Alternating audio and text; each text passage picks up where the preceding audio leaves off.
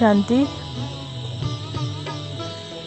आज का वरदान है चैलेंज और प्रैक्टिकल की समानता द्वारा स्वयं को पापों से सेफ रखने वाले विश्व सेवाधारी भव।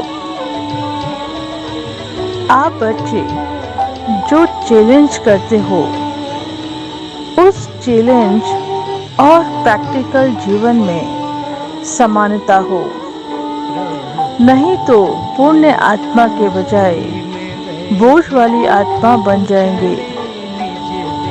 इस पाप और पुण्य की गति को जानकर स्वयं को सेफ रखो, क्योंकि संकल्प में भी किसी भी विकार की कमजोरी, व्यर्थ बोल, व्यर्थ भावना, घृणा व ईर्ष्या की भावना पाप के खाते को बढ़ाती है। इसलिए पुण्य आत्मा भव के वरदान द्वारा स्वयं को सेफ रख विश्व सेवाधारी बनो। संगठित रूप में एकमत, एक रस स्थिति का अनुभव कराओ। तो बाबा ने क्या बोला? चैलेंज और प्रैक्टिकल में समानता। हम बाबा के कहने का मतलब है कि हम ब्राह्मण आत्माएं जो आत्माओं को ज्ञान देती हैं, श्रेष्ठ बातें बताती हैं या गुणों की धारणाएं करने को बोलती हैं, तो बाबा कहते हैं जो तुम बोलते हो वही तुम्हारे से प्रैक्टिकल में दिखाई देना चाहिए। बोलना और प्रैक्टिकल व्यवहार में समानता होनी चाहिए। ऐसा नहीं है कि ज्ञान तो हम बड़ा बड़ा सुना रहे हैं, लेकिन वो उसकी हमारे अंदर ही धारणा नहीं है, लोगों को दिखाई नहीं दे रही है। तो क्या बोलेंगे? अरे देखो बोलते तो क्या क्या है और देखो इनको। इसलिए जो हम चैलेंज करते हैं, मतलब जो बातें हम आत्माओं को ज्ञान की सुनाते हैं, उनमें और हमारे व्यवहार में समानता, जो हम कहते हैं कथनी और करनी एक समान होनी चाहिए, तभी उसका प्रभाव पड़ेगा। नहीं तो क्या होगा?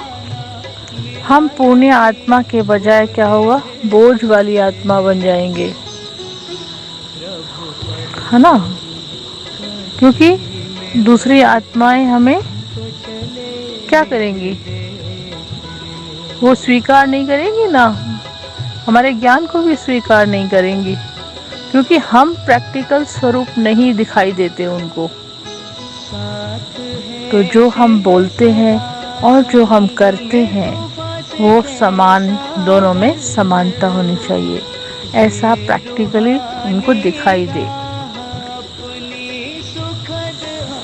तो इस पाप और पुण्य की गति को जानकर हमें क्या करना है? अपने को सेफ रखना है। मतलब हमारे से कोई भी विकर्म ना हो, कोई गलत बात हमारे मुख से ना निकले। कौन कौन सी बात हो सकती है?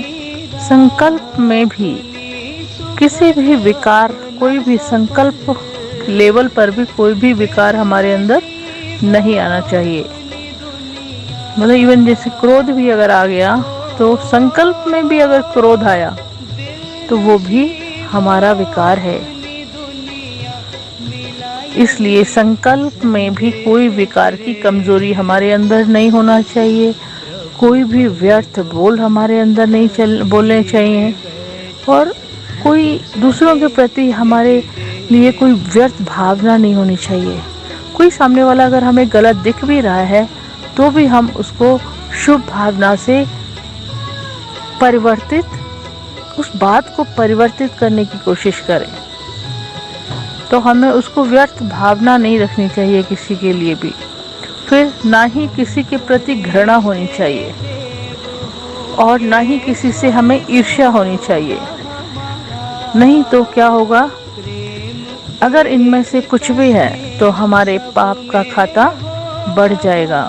इसलिए पुण्य आत्मा के वरदान द्वारा, हम कौन हैं? पुण्य आत्माएं, इसलिए हमें अपने आप को सदा सेफ रखना है और सेफ रखकर विश्व कल्याणकारी, विश्व सेवाधारी बनना है। और जब हम संगठन में रहते हैं तो हम एक मत होकर रहें और एक रस स्थिति हमारी होनी चाहिए, तभी उन आत्माओं पर प्रभाव पड़ेगा।